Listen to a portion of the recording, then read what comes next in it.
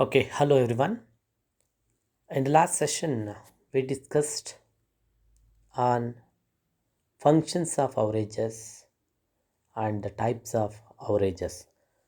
In this session, we are going to discuss the functions, the types of averages, whatever we have in deep. So there are types of averages we discussed in the last session: mathematical averages, positional averages, and commercial averages. In mathematical averages, we are having two types, three types: arithmetic mean, geometric mean, and harmonic mean. What is arithmetic mean? Arithmetic mean for a given set of data is the sum of data divided by the number of observations. So arithmetic in a simple form, you will calculate sigma x by n and the total of all the values and total number of items. We will calculate the arithmetic mean. In arithmetic mean, there are two types. One is simple arithmetic mean, another one is weighted arithmetic mean. So simple arithmetic mean sigma x by n, weighted arithmetic mean sigma wx divided by sigma w. So when we are giving the value for it, we will calculate weighted arithmetic mean. There are some merits and demerits we have. It is the most commonly used measure of central tendency. Arithmetic mean is the most commonly used one. It is calculated on the basis of all observations. It is normally calculated on all the observations. It is easy to understand and it is simple to calculate. But the demerits are it is affected by extreme values, that is the largest and the smallest value in the given data. I mean it's affected because when we are calculating an average, it affects on the highest values and lowest values. It cannot be located graphically. We cannot locate it graphically. Equal weighted is given to large as well as small value. Yes. For example, we are calculating arithmetic mean of a student, the marks what he has got in his second PUC. It is showing that 80%. Example, 80% he has got. That means in all the subject he has got 80, but one subject he has got 40 in English. But still it is showing 80. So this is one drawback of arithmetic mean. So okay, then the second one is median. Median is one of the positional averages which will be calculated based on ascending and descending order. Median means the mid value what we are calculating. The merits of median is the value of median remains the same irrespective of the method of computation. Yes, the median value will be same.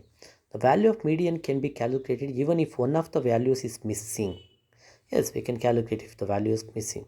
It can be expressed graphically. Yes, we can show it in graphs also. It is not affected by higher or lowest value in given set of data. As like arithmetic mean, it will not affect on the highest value and lowest value.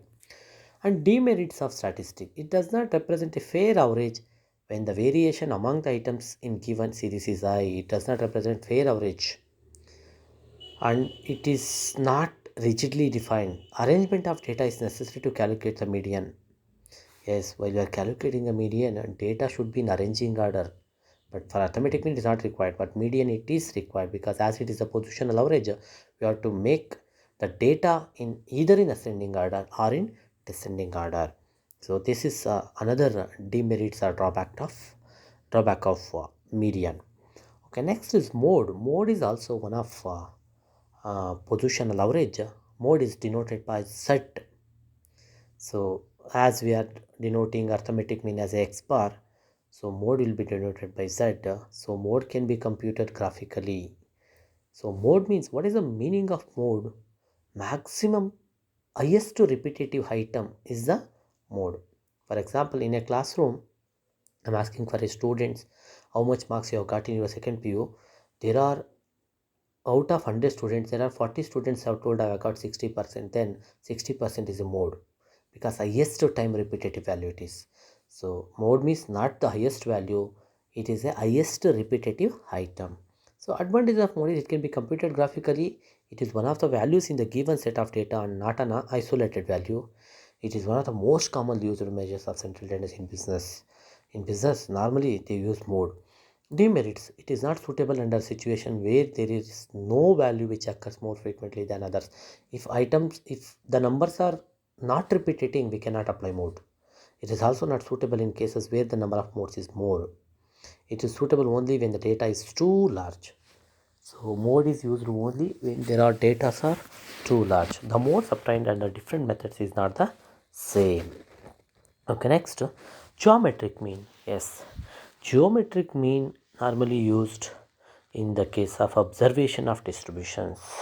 The merits of geometric mean is it is applicable is wide, it is rigidly defined, it based on each and every observations. The geometric mean normally used in company's growth rate calculation. In that phase we will use it. Geometric mean computation is complex, it consumes more time, it is difficult to understand. These are the demerits of geometric mean. Next one is harmonic mean. It is the reciprocal of arithmetic mean of reciprocal of individual observations. It's a reciprocal of arithmetic mean, means inverse of arithmetic mean. So advantages or merits of harmonic mean are based on all observations in series. It is rigidly defined. It is capable of algebraic treatment. These are merits of harmonic mean. Demerits are it is difficult to calculate, it is difficult to understand, and its application generally less. Normally harmonic mean usage is very less. Normally companies use geometrical mean instead of using harmonic mean. Harmonic mean will be used at the cases of speed calculations. At the time we will use harmonic mean. Okay, so here there are some MCQs you can see. Mode is denoted by M, D, Z, X. S, as you all know, Z. Mode is denoted by Z. For a given set of data is the sum of data divided by the number of observation is arithmetic mean. As you all know, sigma x by n. So for this I have put some references. You can see SP Gupta, Agarwal book and Madhya Swami. So these are the types of averages what we have and what is the meaning of it. Thank you.